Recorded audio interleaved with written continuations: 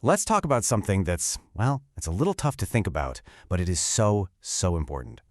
What happens if you can't speak for yourself? Today, we're diving into Advanced Medical Directives, and they're all about making sure your voice is heard, no matter what happens. I mean, really think about that for a second. Imagine you're in a situation where you just can't communicate your wishes about your own medical care. Who's going to make those decisions for you? And maybe more importantly, would they have any idea what you truly want? That's the core question we're looking at here. To really understand why this is so critical, let's just walk through a hypothetical case together. This little story is going to show us exactly why these documents are so incredibly important when a real crisis hits. Okay, so let's set the scene.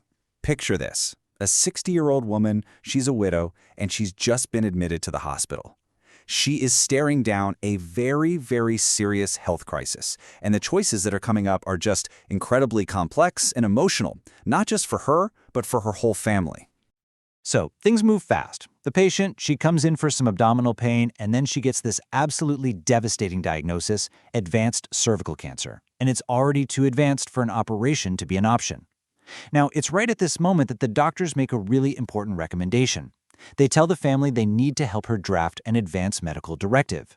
And just like that, planning for the future isn't some far-off idea, it's urgent. And that recommendation from the doctors?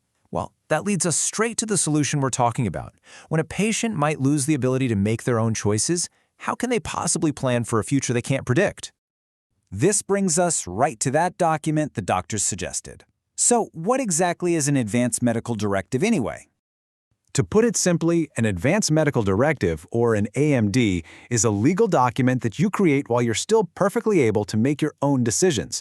It only kicks in if you later become unable to communicate, and its whole purpose is to clearly state what you want when it comes to medical treatments, what you would want, and just as importantly, what you would not want.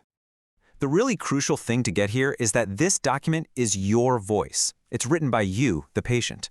Now, you might have heard it called a living will. They're basically the same thing. Think of it like an instruction manual you leave for your family, or for a proxy. That's the person you legally pick to make these incredibly tough calls on your behalf. Okay, so we get what it is, but how do you actually put one together and make sure it's going to work when you need it?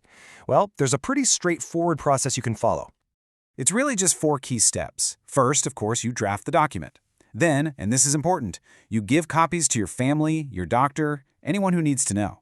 This is not something you want to keep secret. Next, you've got to review it from time to time, right? Because your wishes might change, or new medical options might come up. And finally, if you do make a new version, it is absolutely vital to destroy all the old copies so there's no confusion. Now, this all sounds pretty perfect in theory, doesn't it? But in the real world, there are some challenges. Creating a directive that's actually helpful isn't quite as simple as just writing down a list of yeses and nos.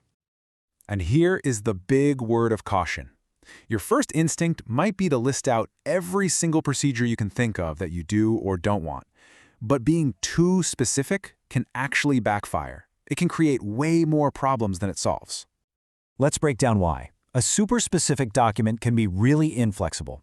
I mean, what if your medical situation is just a little different than what you pictured? It could literally tie your caregiver's hands, stopping them from making what might be a really good decision in that moment. Your words could be interpreted in a way you never intended, and there's even this whole debate about whether you can give true informed consent for a future you can't possibly predict. This really lays out the 2 main paths you can take. On one side, you've got specific instructions, things like no feeding tube, period. But that can be rigid and cause problems if the situation isn't what you thought it would be. Then, on the other side, you have general goals. This is more about your values, things like, my goal is to be comfortable and pain-free. Or, I value my quality of life more than the length of it. This approach gives your loved ones the flexibility to use your values to guide them in whatever situation they're actually facing. So when you think about all these potential problems, what's the most effective way to draft one of these things so that it actually does what it's supposed to do? The core recommendation really is this. The patient should try to focus on general goals rather than on specific medical procedures. In other words, think about your big picture goals for your quality of life, not just a checklist of treatments. So why does this work better? Well, because it empowers the people who care about you. It gives them a guiding principle like a North Star to follow.